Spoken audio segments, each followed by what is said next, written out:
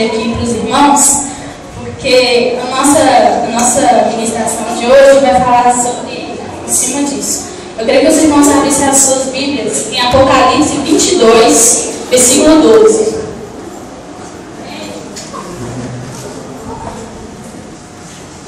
Assim de que ministrando. Amém? Algo único.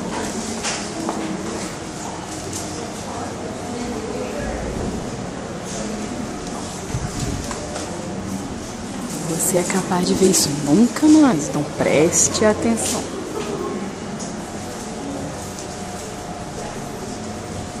Aleluia! Glória a Deus! Amém. Aleluia! Versículo 12. E eis que venho sem demora, e comigo está o galardão que tenho para retribuir a cada um segundo as suas obras. Eu sou o Alfa, o Ômega, o primeiro e o último, o princípio e o fim. Bem-aventurados aqueles que lavam as suas vestiduras no sangue do Cordeiro, para que lhes assista o direito à árvore da vida, e entrem na cidade pelas portas. Versículo 16. Eu, Jesus, enviei o meu anjo para vos testificar essas coisas à igreja. Eu sou a raiz, a geração de Davi, a brilhante estrela da manhã. O Espírito e a noiva dizem: vem. Aquele que ouve, diga: vem. Aquele que tem sede, venha. E aquele que quiser receber a graça de graça, a água da vida, venha. Aleluia! Versículo 20. Aquele que dá testemunho destas coisas diz: certamente venho sem demora. Amém? Vem, Senhor Jesus. Glória a Deus!